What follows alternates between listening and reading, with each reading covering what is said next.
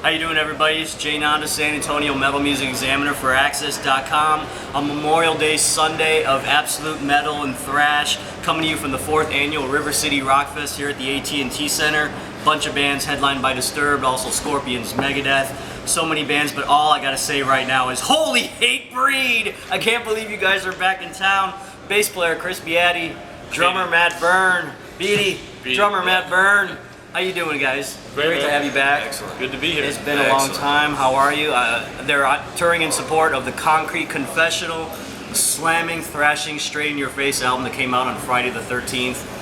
Before we get to the songs and some of the process going on with that album, just want to ask you, I know it's been quite a while since you guys have been here. I know I interviewed Jamie back in 2010 over at Sunken Gardens, the day after Mayhem Fest ended in Oklahoma. Well, Lamb of God, yeah. Yeah, and 6 months before that, that was a 100-degree day. 6 months before that, in November 2009, you played a 35-degree rainy show with Cannibal Corpse at Sunset Station. But I know you had to have been here at least once more recently, unless you've just been going to Austin lately. I don't know. Last time before that, I think it was with Typo Negative, right? At Sunset. Yeah, that's going back. I think we were here in 2012. That's what I wanted to say. That we was a were little more touring recent. on Divinity of Purpose. Yes. So that would have been the last time, though. Yeah. Any special memories or anything you like about San Antonio, or just are you glad? You got to be excited to be playing here today at this festival. Yeah, I'm actually psyched to be here because I think I don't know what year it was, but I saw my first basketball game here. We happened to be playing at Sunset Station across the way, and we wandered over. I think this is a new place. This is a new place, right? It's a new building. It's been several years, but they used to play at the Alamo Dome way back when. Which one? There was one right in back of the Sunset Station.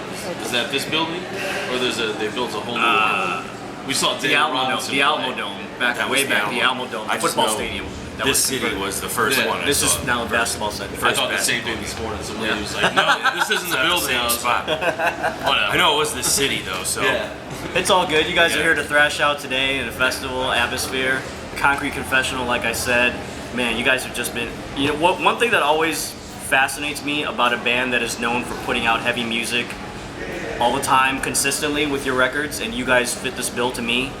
Every time you make a new record, you always hear bands say, of course we want to top the previous record, we want to make it heavier. But when you guys set the bar so high, so early, and you still manage to do that, in my opinion, and a lot of fans' opinions, how do you guys do that? I know you start a lot of songs, Chris, with your riffs, and it goes back and forth with that sort of thing, but just the finished product as a whole, I know you got to be excited and proud of this effort on the Concrete Confessional. But just talk about how you guys approach an album going into it to try to make it heavier than the previous stuff. There's really I don't know. There's not too much thought into it. I'll jam at home, record some stuff at home, send some stuff to Jamie. Kind of put it together, and I don't know. It really comes together. We'll put different riffs in different spots, arrange and all that stuff. And Wayne will do his stuff. Then Matt lays down his classic drum sound and yeah, we just kind of lock in at that point. Yeah. Once we're in the studio together and really hashing it out. Yeah. It's all that becomes hate. That's when it becomes Hatebreed. Yeah, it's robotic. Nothing sounds like Hatebreed until every person is throwing their tracks on there and put it up. I mean, I don't know. Yeah, we keep topping ourselves. I have no idea. This album is we just do what we do, man. We just throw down and This album is just slamming, starting with AD, American Dream, and Looking Down the Barrel of Today. You got other great songs from Grace We Fallen, Us Against Us, just as a whole. Is there any particular song that stands out for either one of you or is most meaningful? There's so many of them on that record that we had fun writing and we took our time doing it. Something Was Off, we have a video coming out for that. It's going to be down the road. That's a little bit more kind of radio, not really radio friendly, but for us radio, right? You know what I mean? Right. More accessible. Video's really cool too. Different effects and stuff. Still has the live jam vibe. Yeah, there's tons of songs on there. I mean, we could honestly play 8, 9 songs off of this record, and they're good. They're they fit right in with what we are set. Right. I like Looking Down the Barrel. I think it's fun to see. We've been on tour now for 2 weeks, and we've been playing that. And each show we play it at, you see more and more fans latching onto the lyrics, singing along to it, and they know when the beat's gonna drop in, and they just know the song now. And the record's only been out for 2 weeks, so it's going over really well. For a new song, for the fans to latch onto it that quickly. you know, you got something good going.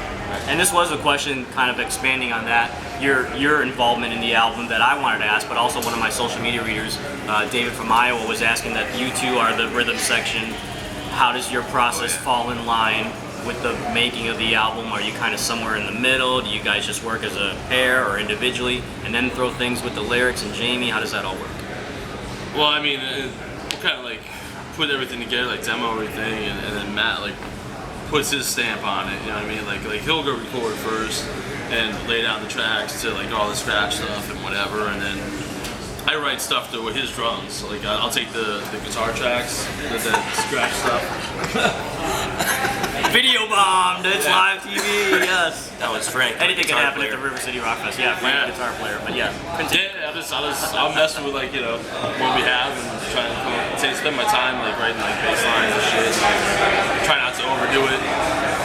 Shut up! Anyway, yeah, it just comes together. Like I like to spend some time. I don't try to overdo shit, like get all kind of crazy flashy. It doesn't really work with us. You know what I mean? Like bass wise and stuff. But we've definitely expanded on like, you know, like our musical talent. You know? Yeah, definitely. I think, you know, the newest one from start to finish is definitely a solid Hatebreed record, but I think we are able to flex our chops a little more each record, you know, whether it be like the picking patterns or some parts are drum heavy or, you know, dealing with different subjects vocally, you know, like it's still heavy as hell, it's still the Hatebreed identity, but we're still able to take the writing and the musicianship one step farther for us. I also had the pleasure of covering you guys at Knotfest 2 years ago. What a blast that was. But this is, of course, your first time doing the San Antonio Festival, River City Rockfest. Being from the East Coast, Connecticut, do you find any difference in the South Texas crowds, or is there anything that sticks out as far as while you tour around the country and even the world? I love coming to Texas. We have some of the best bands like in the whole U.S. right here in Texas. We come here. We just played Dallas, sold out show. We don't actually have many shows here. Did we play Houston already? Yeah, we played Houston. That was an amazing show. We moved up from a small room to a bigger room because all the ticket sales and everything. Yeah, to accommodate the package, and that was awesome. And yeah, we love Texas, man. I don't think I ever had a bad show here. Yeah, a lot of metalheads, you know. They're appreciative. They're just straight metal. They love their heavy metal, and it's not like a style for them. It's just like more of a way of life, you know, not just like a fleeting style. So it's cool. I wanted to ask you guys, even though it was a couple of albums ago, the instrumental you did on the self-titled album, Undiminished, that was obviously something kind of rare for you guys as a band to do, and it was a slower number as well from all the thrash. Was it kind of just like a, hey, let's do something different, take a break, and kind of, or was it more of, hey, let's throw things off, let's throw the fans off a little bit and just put this number on it? How did that come about as far as your involvement with that?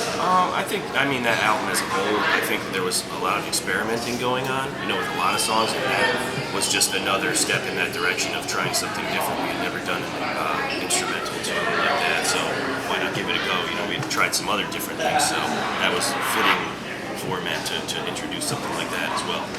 And when we did our 10-year reunion tour for Perseverance, we actually used that track as did we use that track as an intro? We did. So we used it as an intro, and it was fitting for that too. Like we could actually, it wasn't something that just stuck on the record and we never hear about it again. We actually were able to incorporate it into the live show.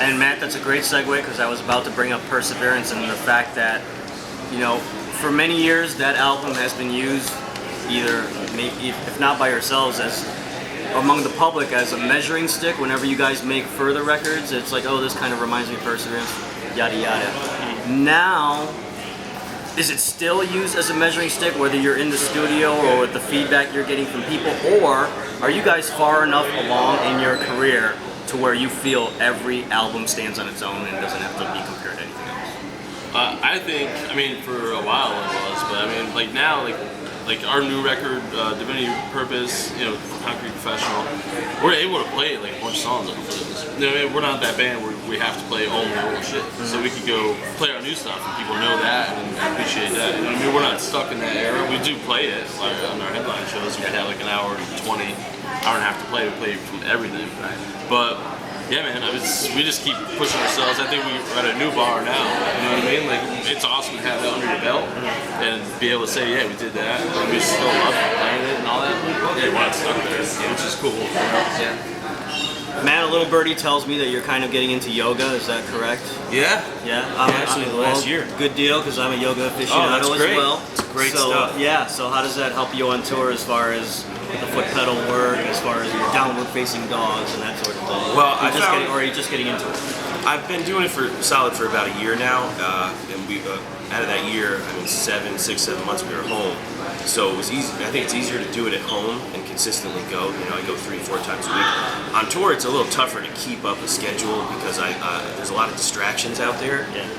During the day, so I think I just let myself get carried away to doing something else. So I really got to set time aside. But physically, I mean, I always noticed a lot of difference because I mean, I'm using all 4 of my limbs, so constantly stretching the body in different ways and stuff. Obviously, that's going to help out with power and speed and all that. And I saw a lot of benefits from that. And then, of course, there's the hippie side of things, like finding your center and all that stuff. I guess it keeps me. Your focal point. Yeah, obviously that's not working if I'm getting distracted more and more on tour. But so I got to work on the meditative side of things. But physically, I've noticed a difference in my playing and just everyday life. Really, I love it. All right, you can't have an album entitled The Concrete Confessional and do an interview without me asking, forgive me, Father, for I have sinned. Give me your most concrete confession in life. Chris, I'll start with you. You got time for this shit. I'm passing on this one. Give me one that comes to mind, real quick. I once punched a bus driver in the face while we were driving down the road, wasted. Yeah. Fair enough. Through a curtain, so it's kind of a confession. Oh wow, yeah, that's pretty difficult. Yeah. got plenty of curtains over here, but no bus drivers. Yeah, that's all right. Matt, your confession? I can't top that. I have nothing. I can't top that. He's got some good ones. You're gonna write a book one day, and it's all gonna come out. It'll right? come out in the book. All right. It'll come out in the book. All right. Well, anything you guys want to say else about being in San Antonio? They're going on stage in a couple hours, so we're gonna wrap this up. Let Hatebreed get ready to come straight to your face in this town in San Antonio. Any last words, Chris? Just glad to be here again. It's been a while, and we can't wait to rock out there, man. It's always a pleasure. It's gonna be kick-ass. It's hot as hell outside, and it's going to be a good show. Do you have any special pre-show rituals or routines that you guys do for something like today? No. Superstitions or anything? No, not really. Just kind of take it easy. warm up. Just get up there and just fucking get up go there and for do it. it. Awesome. We don't do like the group chant or anything like that. Like, everybody's got their thing. We just kind of get up there and do it. Awesome. Well, this is the 4th annual River City Rockfest, San Antonio, Texas. Go get Hatebreed's latest record, The Concrete Confessional, came out Friday, May 13th, just a couple weeks ago. It is slamming into your face, and what an incredible record. I can't wait to hear your new songs as well as whatever else you're going to play today. Gentlemen, thank you so much. Thank you. What a pleasure. Chris Beatty, Matt you. Byrne on drums. Thank you. Holy Hatebreed, they are here for Hatebreed. This is Jay Nanda, San Antonio Metal Music Examiner for Access.com. Reminding you, don't hang them out to dry. Hold them up high.